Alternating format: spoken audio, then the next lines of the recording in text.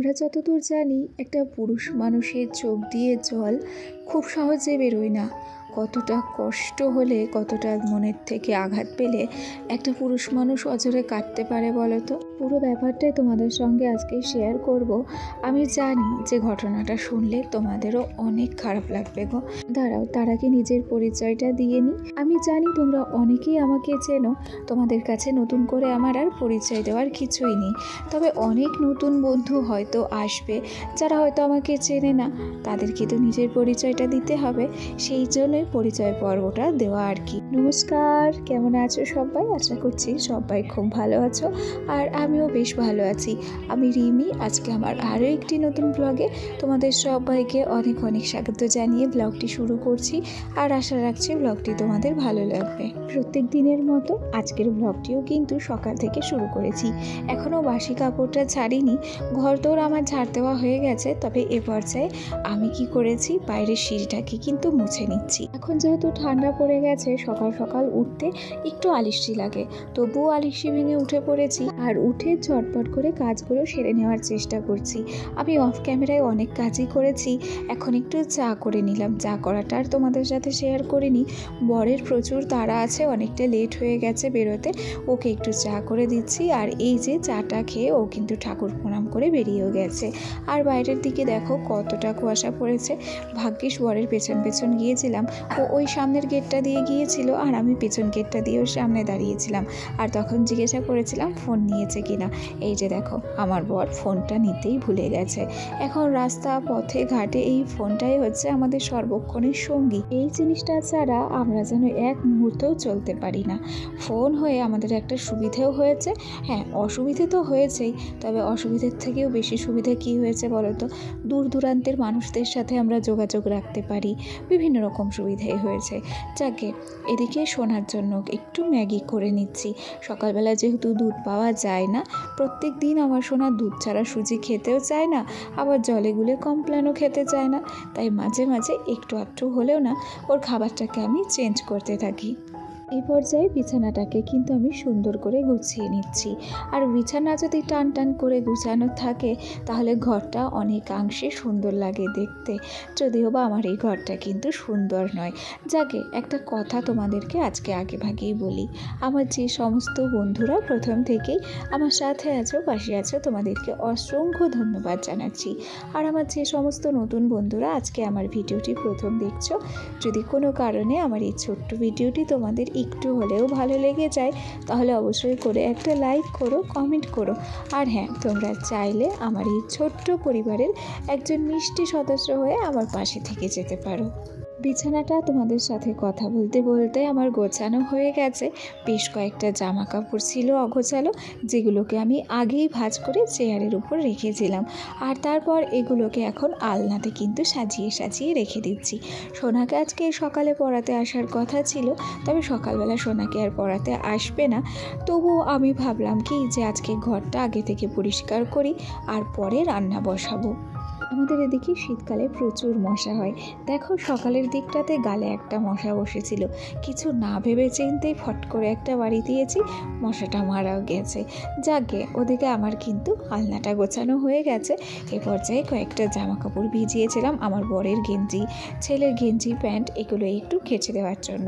ওহো, একটা কথা বলে দিই, দেখো তোমরা যারা এখনও পর্যন্ত আমার সাথে আছো অথচ একটা লাইক করতে ভুলে গেছো, প্লিজ একটা লাইক করে দিও। কেন কি জানো, তোমাদের ছোট্ট একটা লাইক আর তোমাদের মিষ্টি একটা কমেন্ট আমাকে আরও নতুন নতুন বন্ধুদের কাছে পৌঁছতে সাহায্য করবে।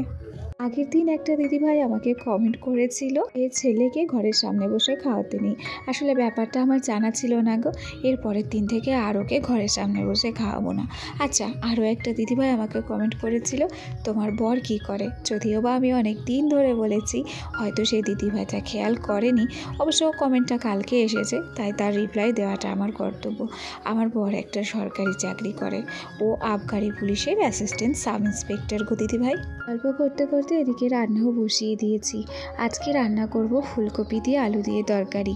আমার বর ফুলকপিটা এনে রেখেছিল। ফুলকপি আলু দিয়ে নিরামিষ তরকারিও খেতে পছন্দ করে, ওর পছন্দ মতনই রান্না করছি। তবে আমার একটা দুঃখ থেকে যাচ্ছে যে সকাল আর দুপুরটাও খেতে পারবে না, আস্তে আস্তে হয়তো রাত হয়ে যাবে, আর রাত্রির জন্য একটু রেখে দেবো, যদি খাই তো রাত্রে এসেই খাবে। আসলে আমার বর কোথায় গেছে জানো? বর গেছে কলকাতায়। আমার ছোট মেসো শ্বশুরের ব্লাড ক্যান্সার ধরা পড়েছে। মানুষটা ভালো মানুষই ছিল, হঠাৎ একদিন মাথা ঘুরে পড়ে যায়, তারপর শরীরটা খারাপ হতে থাকে। অনেক রকম পরীক্ষা নিরীক্ষা করার পর বোম্বে গিয়ে ধরা পড়ে যে ব্লাড ক্যান্সার হয়েছে। এখন তার ট্রিটমেন্ট চলছে কলকাতায়, জানি না কতদূর কী হবে। তবে শুনে ব্যাপারটা অনেকটা খারাপ লাগে জানো। তাদের বাচ্চা কাচ্চাগুলো না ছোট ছোট, বড় ছেলেটা হয়তো 20-21 বছর বয়স হবে, আর ছোট ছেলেটার হার্ডলি 10 বছর বয়স হবে। একটা কথা কি জানো তো, আমরা মেয়েরা অনেক সময় চেহারার খুব গর্ব করি, খুব অহংকার করি আমাদের চেহারা নিয়ে। অ্যাকচুয়ালি আমরা যদি ভেবে দেখি, একটা মেয়ের কিংবা নারীর চেহারা সুন্দর হওয়ার চাইতে ভাগ্য সুন্দর হওয়া সবচেয়ে বেশি জরুরি। বিয়ের পরে মা বাবাকে ছেড়ে এসে আমাদের মতো একটা মেয়ের সবচেয়ে বড় অবলম্বন হয় তার স্বামী। সেই মানুষটার সাথেই আমরা সারাটা জীবন কাটাতে চাই। তাতে করে যদি আমাদের একবেলা না খেয়েও থাকতে হয়, তাও কিন্তু আমরা থাকতে রাজি থাকি। আর সেই মানুষটাকে আমরা এতটা ভালোবেসে ফেলি, এতটা আপন করে নিই, আমরা তার অনুপস্থিতিটা যেন মানতেই রাজি হই না, তাই না বলো? এক কথায় বলতে পারো তাদেরকে ছাড়া আমাদের জীবনটা পুরো অসম্পূর্ণ। আর আমরা মেয়েরা স্বামী ছাড়া যেন বড্ড অসহায়। যাকে আমার বর কলকাতা পৌঁছানোর পর ভিডিও কল করেছিল, তখন আমার মেসো শ্বশুর কেমো টানছিল। সেই অবস্থায় তাকে দেখে আমার প্রচণ্ড খারাপ লাগছিল। আর ভিডিও কলে আমি তাকে দেখছি, সেই দেখে যেন অঝরে কান্না করছিল। তবে তার কান্না করাটা আমি দেখিনি, তার আগেই ফোনটা আমি কেটে দিয়েছিলাম। তাকে আমি দেখতে পারিনি তো ভিডিও কলে, এতটা খারাপ লাগছিল। পরে আমার বর এসে বলছিল যে তুমি যখন ফোন করেছিলে, তুমি যখন মেসোকে দেখছিলে, তখন মেসো খুব কান্না করছিল। আসলে সেও হয়তো বুঝে গেছে যে এই পৃথিবীতে সে মনে হয় আর বেশি দিন থাকবে না। ভগবানের কেমন বিচার গো! এরকম নিয়ম হতে পারতো যে প্রত্যেকটা মানুষ একটা নির্দিষ্ট বয়সের পরেই মারা যাবে। এরকম মারণ রোগ কারোর হবে না, বার্ধক্যজনিত রোগেই মানুষ মরবে, তা আর হয় না বলো। ভগবান যে কার কপালে কখন কি লিখে রাখে তা আমরা কেউই বলতে পারি না। আগে এ পর্যায়ে অনেক কথা তোমাদের সঙ্গে বললাম, আর তার সাথে সাথে রাত্রে রান্না বান্না আরও অনেক কাজ কমপ্লিট করেছি। ভাত রান্না করেছি, পরের জন্য রুটি করেছি, আলু দিয়ে কুমড়ো দিয়ে তরকারি করেছি, আর একটু ফুলকপির তরকারি তার জন্য রেখে দিয়েছি। রান্না বান্না শেষে আমি রান্নাঘরটা কিন্তু একদম টিপটপ ছিমছাম করে গুছিয়ে নিয়েছি। পর্যায়ে তোমাদের কাছে একটা অনুরোধ, প্লিজ তোমরা সবাই ভগবানের কাছে একটু প্রার্থনা করো এই মারণ রোগ ব্লাড ক্যান্সারের হাত থেকে মানুষটা যেন সুস্থ হয়ে বাড়ি ফিরতে পারে। যদিও বা সেটা সম্ভব কি না আমরা কেউই বলতে পারছি না, কারণ কি স্টেজটা হচ্ছে 4th স্টেজ। যাকে চলো, গল্প করতে করতে অনেক রাত হয়েছে, আর অনেক কাজকর্ম করেছি, রান্নাঘরটা পুরোটা গুছিয়েছি। আজকের ভিডিওটা তাহলে এখানেই শেষ করছি। সবাই ভালো থেকো, টাটা।